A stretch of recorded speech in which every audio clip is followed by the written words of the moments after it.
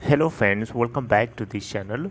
दोस्तों, इस वीडियो में हम बात करने जा रहे हैं वोडाफोन आइडिया के लिए कुछ पॉइंट्स हैं दोस्तों जो दिमाग में क्वेश्चंस उठाते हैं और इन्हीं क्वेश्चंस को आप लोगों के सामने डिस्कस करने की कोशिश करूंगा।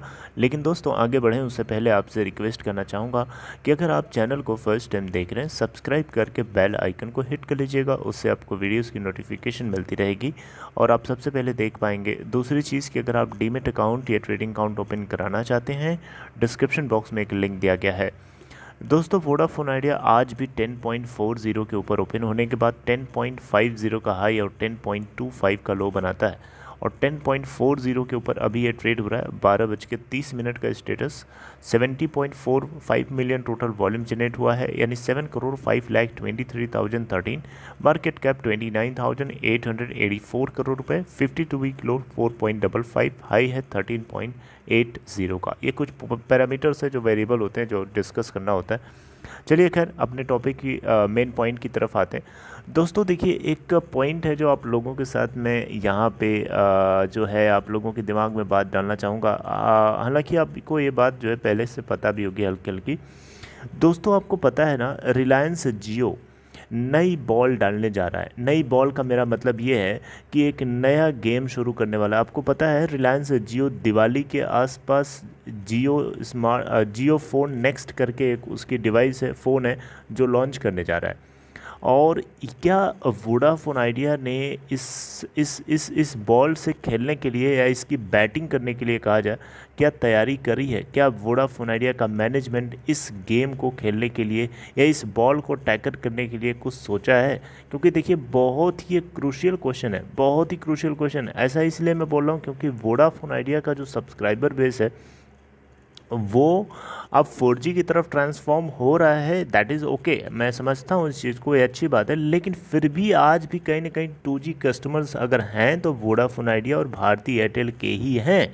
और रिलायंस जियो की नज़र इन्हीं 2G smart user 2G phone users के ऊपर है। उनको किसी भी तरीके से एक फ़ोन हाथ में पकड़ा दो ताकि वो डेटा कम से कम यूटिलाइज़ करना शुरू, डेटा को यूज़ करने की लत लग जाए उनको। और ये है रिलायंस जियो की स्ट्रेटजी। वो चाहता है कि इन इन इन इन लो वैल्यूड कस्टमर्स को किसी भी तरीके से सस्ता फ़ोन बना करके उनके हाथ में दे दो। उसके बाद उसके बाद उनको 4G और जियो फ़ोन जो जो देने वाला है, ये फ़ोन ऐसा होगा कि उसमें उसी की सिम लग सकती है, किसी दूसरे की लगने वाली नहीं। तो ये जियो की चाल पहले से रही है, क्योंकि पहली वाली चाल तो उसकी फ्लॉप गई, फेल हो गई। जो फ़ोन उसने 1200-1500 का लॉन्च किया था, उसमें भी यही सिस्टम था, 4G सिम। वो भी किसी दूसरे ऑपरेटर की सिम को एक्सेप्ट नहीं करने वाला फ़ोन था, तो बेकार गया, वो एक तरीके से फ्लॉप आइडिया था। अब ये वाला भी फ्लॉप जाए इसकी कोई गारंटी नहीं है। ये ऐसा भी हो सकता है कि ये 2G कस्टमर्स को छीन सकता है। मेरी बात समझ रहे? तो मेरा मेन यहाँ पे मेरा मेन पॉइंट है क्वेश्चन करने का कि क्या रिलायंस जियो के इस मूव को जवाब देने के लिए, इस रिलायंस जियो के इस स्टेप का काउंटर पार्ट वोडाफोन आइडिया ने तैयार किया है कि नहीं किया अभी तक?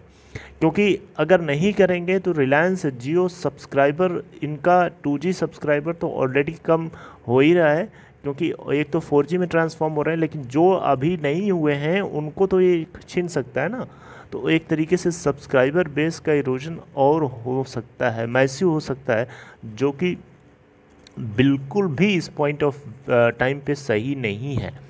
देखिए, रिलायंस जियो हर हाल में चाहेगा कि उसका सब्सक्राइबर बेस बढ़ता ही जाए। वो भूखा है, भूखा रहेगा और भूखा है, और भूखा कभी भी, वो ऐसा नहीं कि भूखा नहीं रहेगा, वो हमेशा भूखा रहेगा।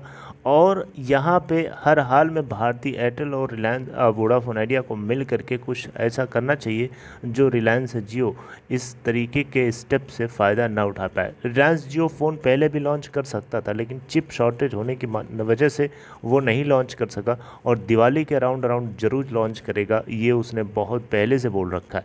और इसी के लिए उसने गूगल के साथ पार्टनरशिप करी ताकि कम से कम सस्ते से सस्ते फ़ोन बनाए जा सकें, जो सस्ते से सस्ते तरीके के जो यूज़र्स हैं उनके हाथ में फ़ोन दिया जा सके, राइट। और ये जो फ़ोन लॉन्च करने वाला है इसकी लगभग कॉस्ट 3,000 रुपये के आसपास हो सकती है। 3,000, जी हाँ, 3,000 कोई बहुत बड़ी रकम नहीं होती है। ये आम आदमी के अफोर्ड करने की रेंज में है, जो कि मुझे लगता है ऐसे ऑलरेडी कस्टमर्स हैं जिन लोगों ने 79 की प्लान सुनते ही, अपना बेस प्लान 79 सुनते ही उन लोगों ने ऑलरेडी पोर्ट करा रखा है। दूसरे में या तो पोर्ट करा लिया या तो सिम ही यूज़ करना बंद कर दिया या दूसरे की सिम से काम चला रहे हैं। इस तरीके के लो वैल्यूड कस्टमर्स हैं। तो इनके हाथ में अगर 3,000 रुपये का फ़ोन अगर पकड़ा भी देता है रिलायंस जियो, तो एक तो रिचार्ज करना इनके लिए बड़ा महंगा पड़ेगा, ये भी बात आपकी सही होगी कहीं ना कहीं। लेकिन फिर भी वोडाफोन आइडिया को अपने एंगल से कुछ करना चाहिए ना, कि सोए रहना चाहिए। आप बताइए, यहाँ पे कुछ करना चाहिए ना, इनको भी तो कुछ किसी से पार्टनरशिप करके कुछ करना चाहिए ताकि इस तरीके के स्टेप से, या फिर राम भरोसे रहना चाहिए, भगवान भरोसे रहो कि जो होगा देखा जाएगा। ये तो कोई बात हुई नहीं। मेरी बात सुनिए, आप लोगों के पास क्या इसका क्या आपके पास इसका जवाब है? Do you have any answer about this question? आप मुझे कमेंट बॉक्स में बता सकते हैं। ये पॉइंट आप लोगों के दिमाग में डालना बहुत ज़रूरी था। बाकी इसके ऊपर हम लोग चर्चा करते रहेंगे आने वाले वीडियोज़ के अंदर। Take care friends.